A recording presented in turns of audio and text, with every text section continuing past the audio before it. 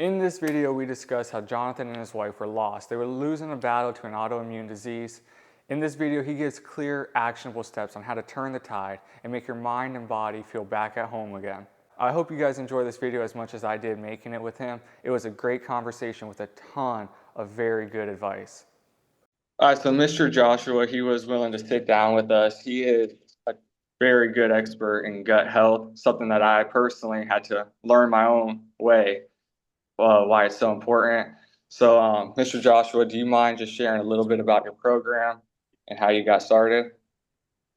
Yeah, absolutely. For those of you that may not know me, I'm Dr. Joshua Sharp. I'm trained as a chiropractor, and then I also work online, and so more of a coaching side now. But my wife and I went into practice together in 2010 outside of St. Louis, Missouri, and we just did a lot of taking care of families, musculoskeletal things, more traditional chiropractic stuff. Mhm. But as my wife got pregnant with our first kid, things that we kind of would brush to the side about her health, we just kind of ignored, or we weren't really aware of the warning signs of what was going on with her. But when she got pregnant with our first child, her health really took a turn for the worst, and she really started struggling with low energy and gut issues and hormone issues and so many more things. And looking back, it's a miracle that we were able to have kids in the first place. But after she delivered our first child, it really her health just hit rock bottom. And so at that point, I knew that I really needed to learn a lot more about nutrition, about detoxification, about anything I could to try to help her get well. And Mhm. so I was practicing what I was learning on my patients, and then also trying those things out with my wife too. So, back in let's see, 2011 and 2012 is really when we had to start just diving in head first to nutrition, to detoxification, trying to figure out her health. And we worked with a lot of families. We did a lot of work with nutrition, functional medicine, things like that for years. And we just recently shifted to working with clients online. We're trying to expand our reach in terms of how many people that we're able to help from different places, even. But we're also trying to expand our depth. And so we developed a program where we can have just more access to the people that we're working with.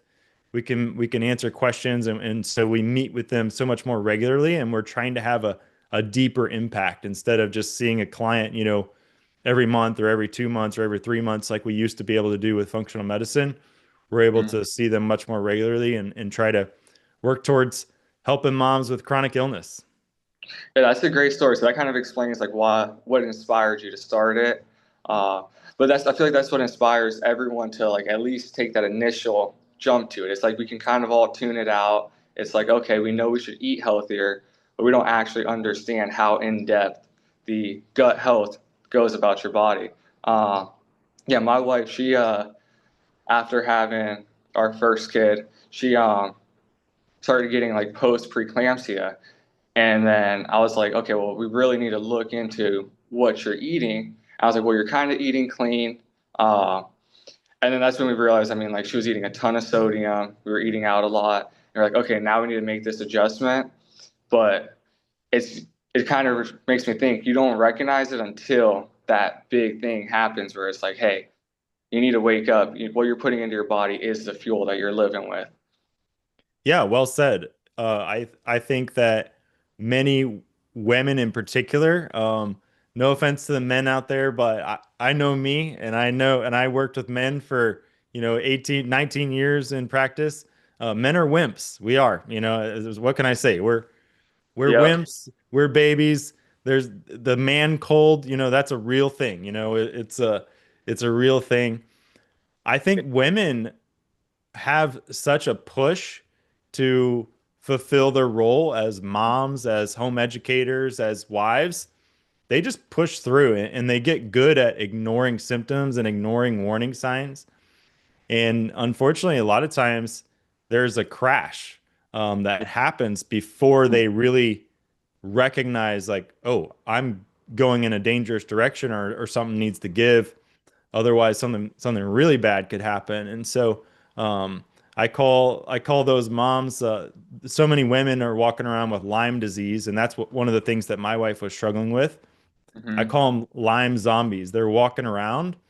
They don't know they've got it, but they're just pushing through and just struggling just to try to make it through each day. And so for all those Lyme zombie moms out there, I see you. We've been there, and so hopefully hopefully I can somehow provide some help for these moms that are dealing with that. So now, would you consider that an autoimmune, or what would you say Lyme disease is an autoimmune disease, or is it just That's a straight good gut? Because obviously they're both correlated, but Yeah, that's a good question, and they're connected. Like you said, there's a strong correlation there, but Lyme disease is caused by a very particular type of um, unusual bacteria, mhm, and this bacteria, it has an affinity for connective tissue and cartilage, but it can get inside of your cell. And so it can affect energy production. And that's where autoimmune connection can come in, because your immune system knows there's something wrong and it knows there's something in there that mhm, it needs to get at. It's not uncommon for you to have chronic inflammation around those areas where you've got heavy concentration of Lyme. And over time, your immune system can just kind of go after your own tissue, almost like it's trying to get at what's inside of that tissue. And so there is a strong connection there. Lyme is the great imitator. And so, so many people are misdiagnosed with other conditions when Lyme is really to blame. They could be diagnosed with anything from multiple sclerosis to fibromyalgia, or so many other different conditions, arthritis. I think a lot of women are misdiagnosed with, rheumatoid arthritis, whenever Lyme is actually to blame, because it causes joint inflammation. But Lyme is, it's definitely a problem for the gut, because your gut has a lot of connective tissue that your gut actually the cells connect to. And so mhm. Lyme tends to create a lot of gut issues too. And if you don't have a strong gut lining, a strong gut barrier, then healing becomes almost impossible with any of those conditions, but especially with something like Lyme. Yeah, and I mean when you see what I mean hot Cheetos, all these things, I feel like the kids are not getting that chance to have a strong gut lining because there's so much stuff that just before you even notice it, like yeah, they tolerate it, they love it, but it's inside your stomach tearing that lining, correct? It's just I love how you brought up the hot Cheetos. I mean, you're just throwing poor Cheetos.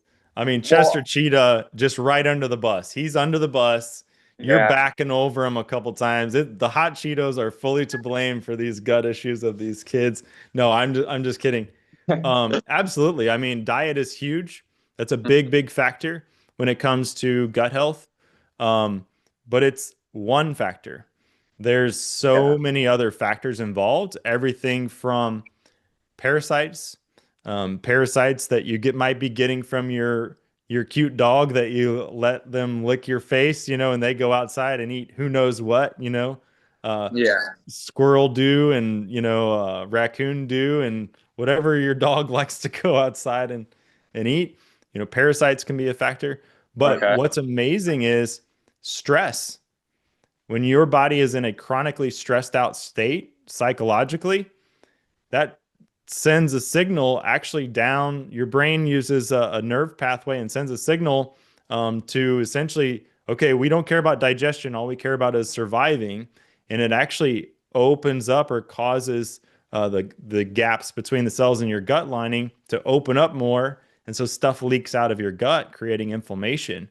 And so a kid might have a great diet, but if they're under a lot of psychological stress, whether Hmm. that's actual or just perceived stress, that's a major player, especially today. I feel like so many kids are walking around dealing with anxiety and high levels of stress, So that's a factor that's often overlooked, especially when it comes to gut health. Wow. So yeah, I mean that makes sense. And like I said, like a couple years back, I was having a lot of issues with my gut lining, and I contacted like a local person that was here, and she was supposed to like get you right. And a lot of the things was all just pretty much diet and Mhm. like probiotics and stuff like that. But I didn't actually stick to it too great. Oh, hang on, the screen recording just stopped. Uh, but yeah, so I'm so sorry. But yeah, It so says it says recording on my end. yeah, it was just the screen recording for the actual like iPhone, Oh, but that's okay. okay. It's Okay. not a big deal. Someone call. So yeah, so preventative measures, what would you say the best thing? So obviously stress is something um that you would have to focus on, calming the body maybe. Is there any preventative measures you can do before you start taking action to rebuild it up? Yeah, that's a great question. I think in today's day and age, when it comes to health, um, it doesn't happen by accident anymore. Healthy is not an accident. There has to be intentionality more now than at any point in history. And the reason is because we live in a toxic world. We live in a toxic soup. Our food has been sprayed with everything from pesticides and herbicides. It's been genetically modified and altered. The air that we breathe is full of all different types of particles and chemicals. You know, the clothing we wear, the stuff that we're putting on our skin, our water, all of that has been unfortunately tainted by so many different toxins. And so, health doesn't happen by accident. It happens intentionally now. It almost has to become a hobby. So we don't have the luxury of thinking of it as an afterthought, and we don't have the luxury of, oh, well, when I get around to it, I'll do these healthy activities. And so when it comes to my top tips for especially homeschool parents that are looking to stay healthy and protect their families, number one, I would say is detoxify your home. Um, Okay. so it wasn't that long ago, maybe there was 10,000 or so chemicals. Now we're up to over 100,000 new chemicals that our bodies have never been exposed to. And so, how do those affect your body? How do those affect my body? Nobody knows, but they're Yeah. there, and our bodies have to deal with them. And so, one of the best ways to actually help your body deal with any and everything is to limit how much toxic exposure that you get. And so when I'm saying detoxify your home, I'm talking about look at your cleaning products, look at your laundry detergent, look at soaps, body washes that are used, look at your makeups, stuff that you might put on your skin, and slowly start replacing those items with non-toxic alternatives. And there's so many great ones out there. There's so many great educational videos on YouTube, how to make your own laundry detergent. Uh, there's so many great non-toxic dishwasher soap options out there. You don't have to do it all overnight, but Hmm. when you run out of something, replace it with a non-toxic alternative. And you can just do a quick Google search for, non-toxic things. If you're wondering the ingredients on your soap and on the things, if you're wondering if it is toxic, just search the ingredients. If it's a Yeah. if it's a 19 syllable word, chances are it probably doesn't belong in your body. That's not an ingredient that's going to be easy for your body to tolerate. And Mhm. it's probably going to be having an impact and more so than you know. So I would say number one, detoxify your home. Number two, in terms of things that homeschool families can do to protect themselves, and this one is going to sound like, well, this is too simple, it's too easy. Yes, it is, but it's also super profound. And number two is get sunshine, Yeah. actual real sunshine. I love that I can see the sun shining behind you. Hopefully, some of that sun is hitting you, but our bodies thrive on the light from the sun. We need it. Your cells make energy from sunlight. I know that we think only plants do, but your cells and my cells actually make energy from sunlight. And so getting sunlight first thing in the morning and also getting sunlight at the end of the day at sundown, your body clock actually syncs itself up to seeing the sunrise and seeing the sunset. It activates hormones. It's called your circadian rhythm. It primes you for sleep. Sleep is when you do most of your detoxification. And so if you don't see the sun go down and then limit overhead light after that, it really sets you up for poor detoxification and poor healing and hormone imbalance.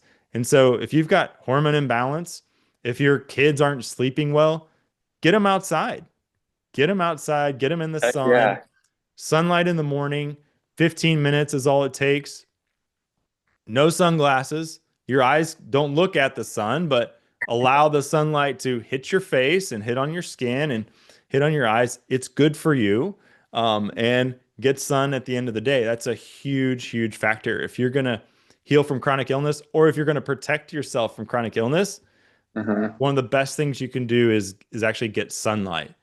That's so Um, funny. Yeah, I don't want to cut you off, but that's like my mom. That was her biggest thing. That's why she homeschooled us. Because back when she first, like I've done it my whole life, she was like already a public school teacher, and she wasn't super like against a lot of the things that she's against now. But the biggest reason was she wanted us not locked inside and the ability to go outside whenever we wanted. So it was like if yeah, we didn't want to do school, it was okay, get in the sunlight.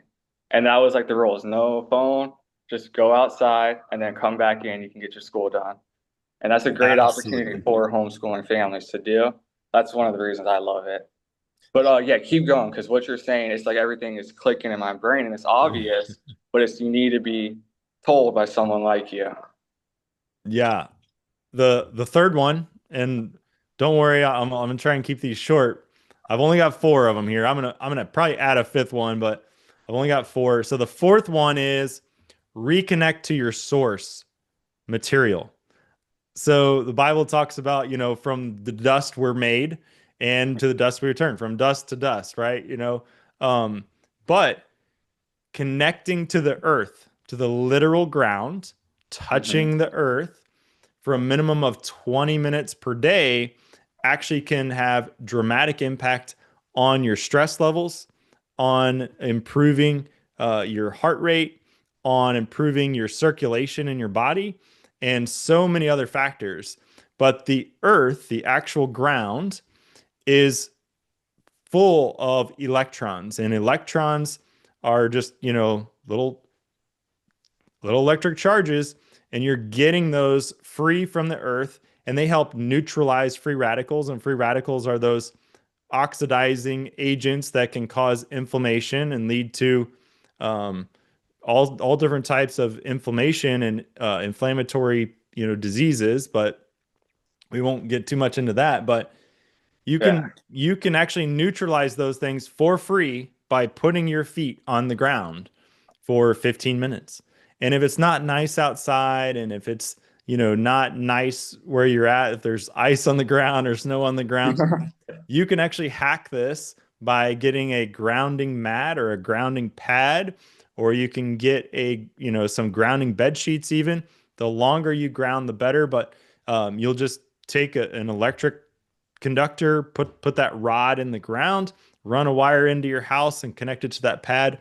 Or if you know that your outlets are properly grounded, and you can do a test for that, you can plug into the ground on your outlet, which is the circle part. You've got the two slits, and then you've got the circle. That circle is the ground that should be connected to the literal ground, but um, all of the electromagnetic devices around us, your phone, your television, Wi-Fi, the lighting, the electrical wires in your house, they're giving off like protons. And so your body is carrying charge that you're not getting to the ground because you walk around with insulated shoes. You rubber soled shoes. We're always walking on flooring that doesn't connect to the ground. So Yeah. literally putting your feet on the ground, you help get rid of those protons, those positive ions. You receive electrons, which there's so many benefits. The research is still ongoing, but thank you to Clint Ober a former cable guy who figured this all out. Um, but grounding is free and it's amazingly powerful. And I've seen changes in all different types of health conditions simply just getting people's feet on the ground. So that's number three, reconnect to your source, reconnect to ground. Number four, this one's also so simple. It's ridiculously simple. And people aren't going to do this because they're going to think, well, this is too easy. It can't make that big of a difference. Hmm. It does. Okay. And what I'm going to tell you, nobody's going to do it, but it's so simple. Go for a walk after you eat. Go for a walk after you eat. 10 minutes minimum is enough, but 10 to 15-minute walk after you eat, it's going to boost your digestion, improve your gut health. It's going to improve your circulation. It's going to improve insulin sensitivity, helps with weight loss. You could walk for an hour a different time and not have the same impact that walking right after you eat actually has. So less walking and bigger impact, do it right after you eat. Um, Improves insulin sensitivity, it reduces inflammation, and it actually helps you stay more full. So you're actually going to want to eat less. So for those moms out there that are, oh, I just want to lose a few pounds, then go for a walk after you eat. Um, and you'd be surprised. 10 to 15 minutes is enough, and that can make a huge difference. I mean, how many people might be able to get off some of their, medications if all they did was walk after they eat? The research out there is really powerful.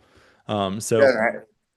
That's why it's oh, amazing hearing it from an actual doctor and expert in the field. Is when you hear it from them, it kind of almost makes everything seem less further to attain because it's coming from someone that actually knows. But it seems like a lot of people just are like, I wake up feeling sluggish. Uh, I'll feel good for a little bit, and then I crash. Like, what's going on? I don't feel right. But then someone like you can just make it so simple with an exact things to do. It kind of gives you that light at the end of the tunnel. That's awesome. absolutely. And that's what I want to do for moms, especially because that's our story. My Uh-huh. wife's struggling with chronic Lyme and literally couldn't get off the ground to homeschool. She was literally homeschooling our kids from the floor because she didn't have the energy to be upright and do it. To Yeah. where she's at now, exercising, going for walks, and we're traveling and doing all these things. And it's not because of any like one magical thing that solved the problem. It's creating a healthy rhythm and giving your body what it needs and getting rid of the things that it doesn't need. And so my job, I feel like, is to make healthy easy, to make being Yeah. healthy easy for moms. Because if it's a million step plan, it's going to be too much to add into all the stuff they're already doing with homeschool and all of that. So um, I like that you said that. It doesn't have to be hard. It just Yeah. it's simple. It's about making that decision, a conscious decision to actually want to improve your health and then doing those easy things consistently. And Yeah, absolutely. that's awesome. No, man, I mean, especially as we start getting more members and growing in like the homeschool field, definitely it's amazing to have someone to push them to because I mean, the power of the mind being in it's healthy. It's like you said, she was homeschooling from the ground, but just by making those little adjustments, completely, improved her health, made her hopefully feel a lot better. Uh, that's it's definitely needed. It's needed today, and the scariest thing is going on like a Facebook forum and seeing, uh, people's first thing is going to a medication or like my Right. kid needs a doctor, and you just hope that doctor is not going to be like, okay, yeah, here's this, and this, and they didn't even attempt these things that you're saying. Uh, it's scary. Yeah, It is. But it is scary. it Yeah. is awesome. So, okay, let me get my list of questions here because we've been rolling. Just make sure I didn't miss anything. I don't want to take up too much of your time. But all right, so basically, yeah, you gave us definitely like preventative and pretty much a fix to it. Is there anything that you would say, like if someone is needs like pretty much the condition that your wife was in, and if they have that feeling that they just can't get off the bed, they can't operate, is there like a big one that you would recommend? Would it be like a diet, or would you say stick with those four things you recommended and then they will see the improvement? That's a great question. So the things I recommended are basically every single person would benefit from that, whether you are struggling with chronic illness and you're barely able to function in the morning, or whether you think everything's okay and you think you're doing good, you could still benefit from that. The things I recommended for the chronically ill person, yes, it's going to help. It's going to move the needle in the right towards the right direction, especially the sunlight thing, and the Mm-hmm. grounding that can really help move the needle towards the right direction. But if somebody is there, if a mom is there at the chronic illness stage, if they're barely able to just keep it going, chances are there's more going on. Maybe their body is overwhelmed with toxins, and so they're not able to even receive the benefit of what like a good diet. And so if someone was at that stage, we might have to kind of figure out why that's happening and put together like a detox protocol or something to help that person out.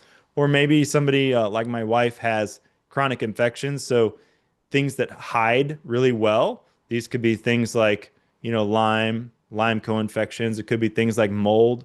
It could be things like chronic viruses that can hang around. It could be things like parasites, stuff like that. And in those instances, yeah, all the stuff I said is great, but it's not going to really, probably make the amount of impact that a person like that might need. And Yeah, that so quick boost. yep. And so getting, figuring that out can be a huge, huge part of the process. And so if you already know that you've got chronic illness, then a great thing to do would be find a practitioner that you resonate with, that you feel like you can trust to help figure that out. What's holding you back? Why are you stuck where you're at? And then hopefully they'll have resources and tools to put together, a program or protocol to get you through that. Um, Mhm. and I'm here to encourage you if you're in the middle of that as well. Health is not a destination. It's not like, okay, now I'm healthy and now I don't have to care about my decisions anymore. Health Mhm. isn't a destination, it's a journey. And figuring out what's right for you is and what your body needs, there's some give and take there. So in terms of what somebody in that position should do, yeah, I would definitely recommend finding a practitioner that you trust, that can help really figure out and get to the root cause of what's going on. And taking an honest evaluation of your health is a great way to do that. We use a blood test called MVX, and Okay. it's super super simple test. It's brand new.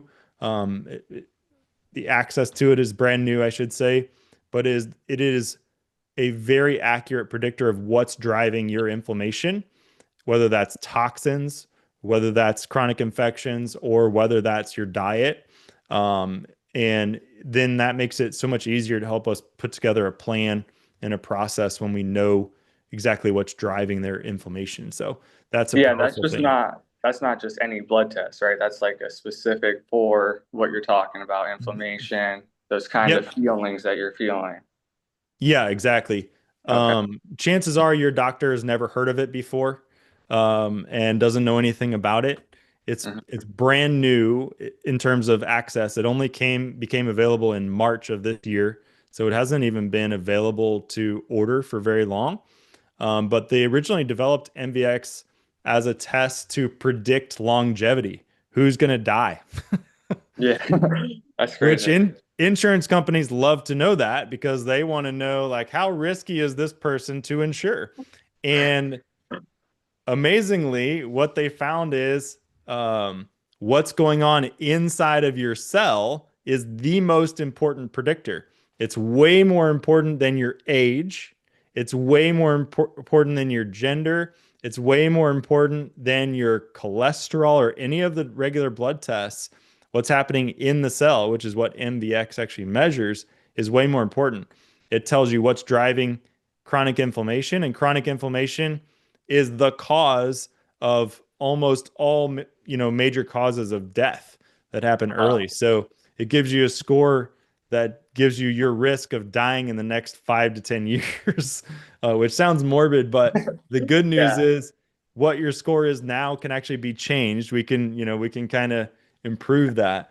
And if we could keep it hidden from the insurance companies, maybe, just in case. Hey, I mean, if we're helping people move back the dial on their MVX score, then insurance companies should be happy because they'll have Yeah. less payouts. So No, that's Is awesome. People taking action. Sorry, is Miss yeah. that Beth. on your, oh, I'm sorry. I was just was gonna say, is that on your website? Which part? The The MVX? yes.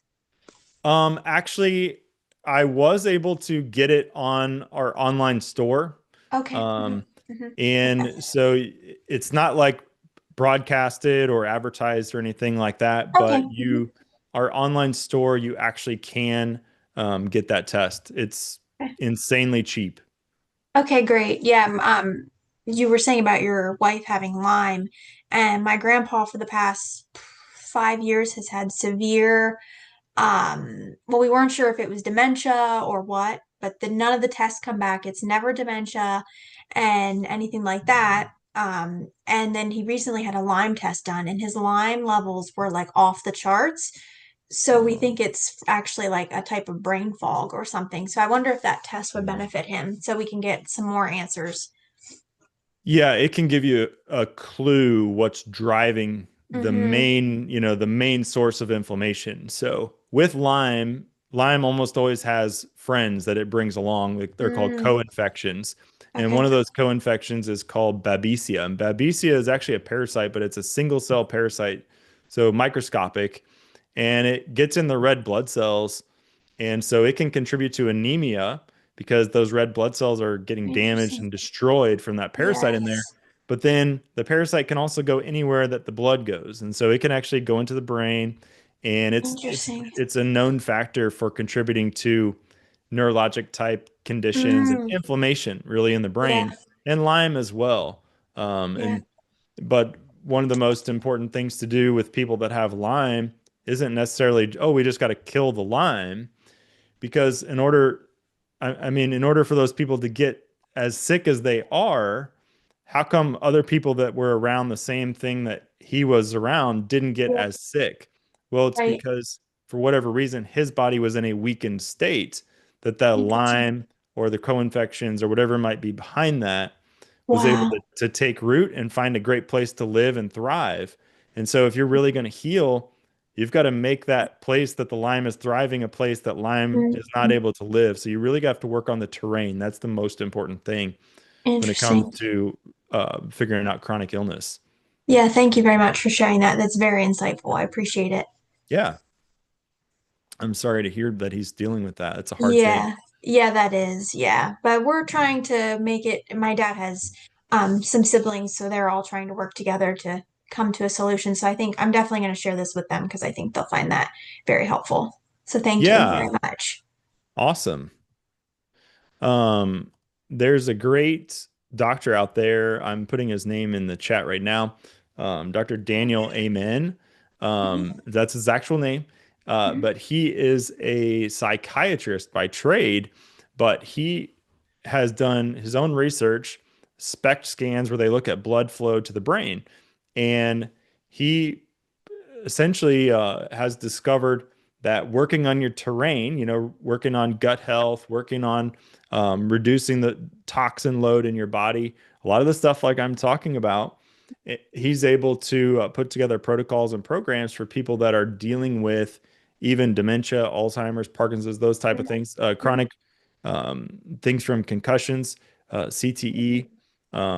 He's able to put together protocols just with diet and nutrition to really help people with those type of brain injuries and issues like that. But he's got a lot of great information and resources on his website that help Thank you. explain it a little bit better. Yeah, thank you very much. I appreciate that. Yeah. No, I hope that for sure all the parents can find a way to Mm. the ones that are suffering from feeling not 100%, if they can look into, like you said, the toxins in their house, whether it's a toothpaste, air freshener, uh, just all the toxins that exist, like you're saying, laundry detergent, get outside, can do some grounding. Um, what was what was number four? Number four was walking after meals. Walking after meals. And I mean, I think doing those four things and then just getting their gut health intact. Where can they find your information? Obviously, we're going to share it a little bit, but if you Yeah, want good question. So my website is discoverhealthfm.com, www.discoverhealthfm.com. Um, I also have Instagram page. I do a lot of posting on Instagram, and my Instagram handle is at discoverhealthfm on Instagram. And then I've got a YouTube channel as well, Discover Health with Joshua Sharp is where you can find me on YouTube. I try to post lots of videos, podcast style videos, trying to educate on a variety of different natural health topics. And so that's a great place. And then I don't normally always share my email, but I'm happy to share my email because I trust homeschool moms. Okay, that I'm not going to get a bunch of spam stuff. But my email is Joshua Sharp at discoverhealthfm.com. And so if they would like more information, or I'm even happy to do a quick like free consult over okay. over Zoom and just kind of get an idea of what's going on with their situation, what their goals are. And if they seem like somebody that would be a good fit for what I do, then I'm happy to explain a lot more about what I do and how that works. If not, if I don't feel like they're, a great fit for what I do and they might need some other type of thing, I'm always happy to point them in the best possible direction, whether that's with me or with somebody else. I want moms to get better. So Awesome. No, I mean, if it's okay with you, we would love to list that on the website. We have a like inside, like private community. And if we can connect them with you, I think it's going to do wonders to a lot of problems that families face nowadays. yeah, So absolutely. I'll list that and then say an opportunity to speak with him directly for a consult. And I mean, what the path you have taken, it's awesome. I mean, the information that you've obtained, I feel like it's what every single person just needs to hear, needs to know, and even myself including. That's why I can say so. Uh, like honestly, is that it's what you need in life. It's the biggest determinant, I think, of how you'll feel and what you'll do and how long you'll live, for being honest. So Yeah. that's great. I mean, absolutely. I told you before we started this podcast episode, um, I'm very passionate about trying to help moms, especially homeschool moms, because that's our story. My wife, as a homeschool mom, literally so sick, homeschooling from the floor to where she's at now, completely different. And honestly, just a couple years ago, we did not think it was even possible. Um, we Mhm. had we had spent tens of thousands of dollars, we've gone to all these different, conferences, seminars. And so figuring out what we've been able to figure out with her has inspired us to try to help people in her situation, especially homeschool moms. But I feel like I think I told you this, moms are the gateway to the health of the home because moms usually control what groceries and snacks are around. Moms are usually controlling the the health of the family in so many ways. And so when you can help a mom feel better and function better, I feel like we're helping the kids, we're helping the husbands, we're helping the whole family, we're helping the church, we're helping the community. So that's one of the reasons why I love working with moms and trying to help especially homeschool moms get through their health struggles. That is awesome. I appreciate. I mean, I do have one last question, if you don't mind me asking. Sure. Yeah. So, if you could just give like the top six things, just like the title, basically, of the decisions you guys did for the Lyme disease. So, whether that was like mold, getting rid of mold, the diet, the walking after you ate. Uh, do you mind just giving that real quick to me? Yeah, yeah, absolutely. I actually have a video on it where I just walk through the Oh, exact really? process that we did with my wife, but I'll Okay. explain it. I'll try to explain it as briefly as I can. I'm just trying not to take up too much of your time. I No, know. it's fine. No, I love talking about this stuff. It's is what I do every day. And so, um, whenever you finally are able to figure out that you've got something like Lyme disease or you have something like, Epstein-Barr, Mhm. the initial response of so many of us is we've got to kill it. We've got to just go after and kill it. And so there's herbal protocols, there's antibiotics, and those things definitely have a time and a place. But what I've seen over and over and over and over again is people are treated with those antibiotics or they're treated with those herbal protocols to quote unquote kill the bad guy, kill the bug, but afterwards they're no better, or many times a month or 2 months later it comes right back. Mhm. And the reason is because you've done nothing to change the terrain or the environment of your body, which allowed that organism to thrive in the first place, right? So Yeah. think about your backyard. If your backyard, if you've got tall grass and you've got piles of brush and leaves and sticks, then that's a great place for a rabbit to live. If you've got a garden, that's a great place for a rabbit to live.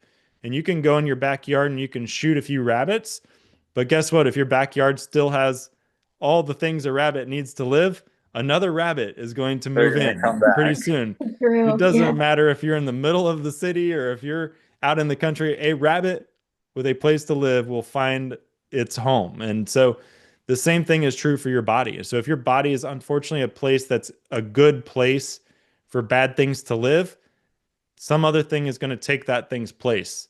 Or if you don't kill every single bit of it, then unfortunately it's just going to come right back.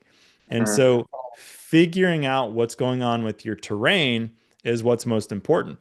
And so we've got a process to help your body um, drain its waste. So one of the questions that we ask all the time is, are you pooping? Do you poop every single day? Because if you're not getting rid of your waste, then where is that waste at? Well, it's just in your body. And that waste is food for all the bad guys. They love that. They thrive. It's inflammation forming. And so you're just feeding the bad guys. And so one of the most important factors if you're going to get well is making sure that the body can drain its waste. And we start at the bottom of the funnel, which is the colon, making sure you're getting the poop into the toilet, okay? Um, so I use this analogy all the time. If, the bathroom in your house, if the plumbing's working, then you can do all your normal bathroom activities. You can fix hair and put on makeup and shower and, shave and do all the normal bathroom activities when the plumbing is working. But when that toilet overflows and that waste starts pouring out, dumping onto the floor, are you going to be able to shower and brush your teeth and fix your hair in that bath? Nope, you're Yeah. not. That bathroom is going to be in emergency response mode, right? Until Yep. that waste goes out the tube that it's supposed to go out, no, normal bathroom activities will not go on. And so the same is true for your cells. If your cells are not able to get rid of waste, they're not going to do what they need to do, which is producing energy and, um, protecting you from these bad guys. And so the first step is supporting energy production and drainage. So Mhm. helping your body get rid of waste. Notice that we've not done anything about Lyme or any toxin, nothing like that. That's the first step. Until you're getting rid of waste, you're not going to have success doing anything else.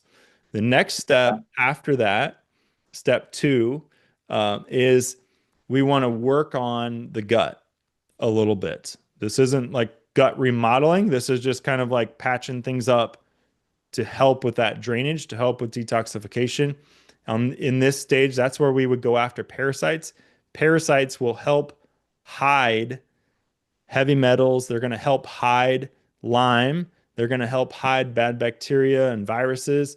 And so if you kill Lyme, but your parasites still have Lyme, then guess what? They're going to give it back to you. And so working on parasites, working on soaking up some of the toxins that parasites produce, soaking up some of the waste that bad bacteria produces in your gut. So that's step two.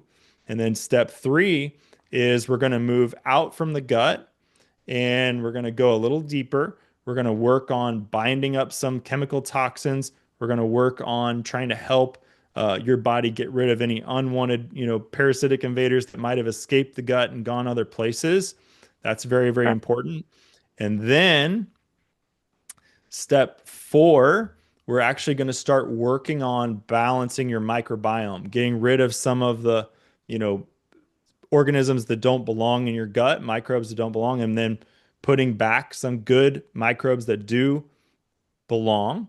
Those microbes help with digestion, but they also help with immune regulation and collagen formation and so many other things. And so we're going to put those back. And this is also the time where you would try to help your body detoxify mold and mycotoxins.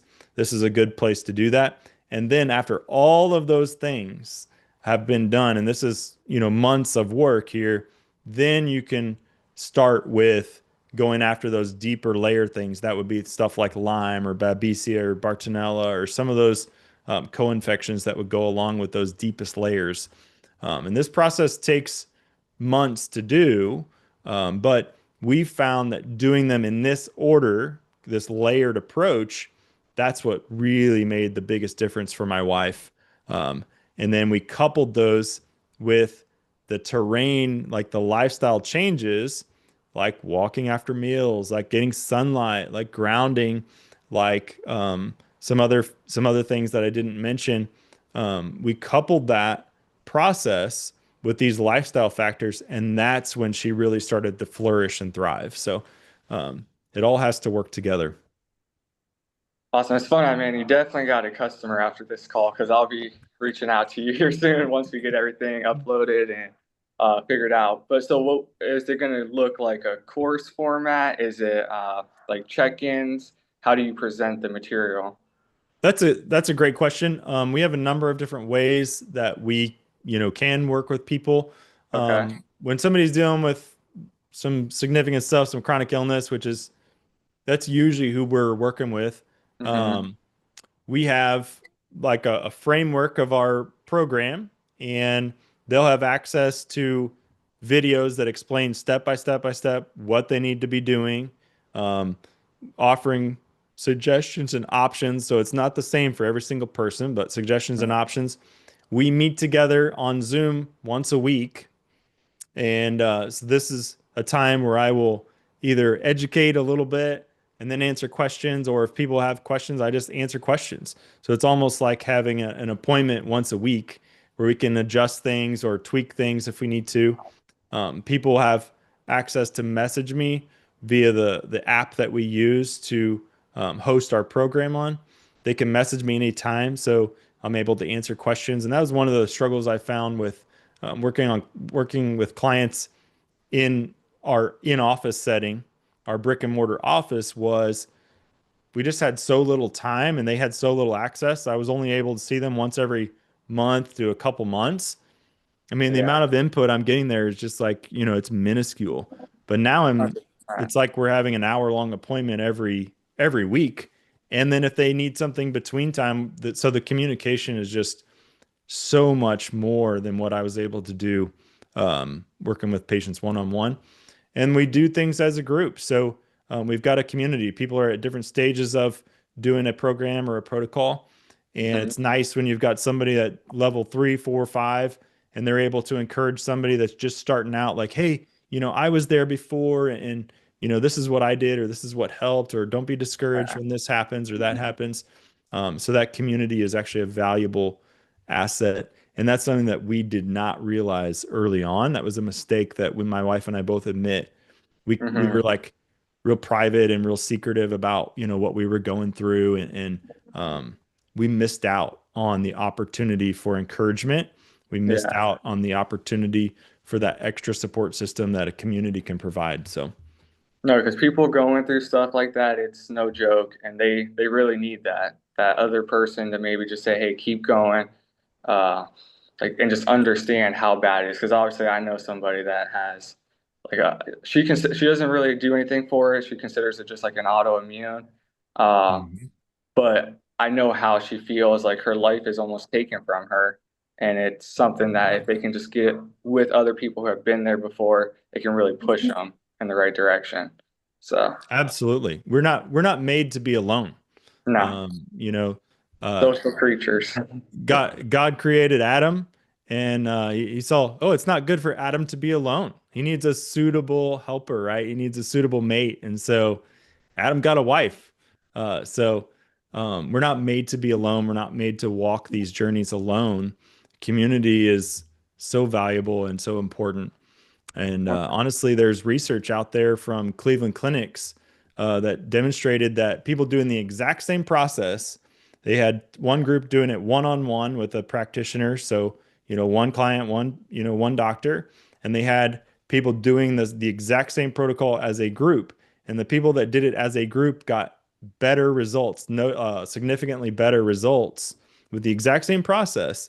And what's the difference? Well, the difference is community. The difference is that encouragement, feeling like you're not alone, and helping and allowing yourself to be helped. So those are powerful things. 100%. Well, thank you, Mr. Joshua. I mean, I really hope we can push as many people as we can to you, the ones that need it. And then, Miss Beth, do you have anything you want to say? No, you covered everything. That was great. Uh, Very informative. Thank you. Mr. Thanks for having Joshua. me on. I'm excited for this episode to come out, and I'm excited for the work that you guys are doing, encouraging homeschoolers. I think it's such a powerful thing, and I want to say to homeschool moms or people out there that may be thinking about homeschooling kids, you can't get this time back, and choosing to spend extra time with your kids is something that you're never going to regret. Yeah. You said they were 13 and 9, right? Our kids are 13 and 10. Or I'm 13 and sorry, 10. 13 and 11. 13 and 11. 13. Sorry about that. No, they're going to look back and say thank you to you one day because I can look back to my mom in the childhood just by being homeschooled, being able to go outside just on a rainy day, a sunny day, a cool day. They're going to be able to look back and say thank you. Thanks, Pops. And it's going to be awesome. So I hope, yeah, hope everyone heard you there. I'm gonna save that so that way I can replay it for my kids when I don't feel like they're being so thankful. It'll take a That's while. great. They won't listen for a while. And then Yeah, that like 20 mark is when it starts hitting. that's Yeah. true. That's true. That's awesome. All right, well, I'm gonna end the call. Do you have anything else you want to add or? No, All thank right. you. Thank you very Thank you much. so much.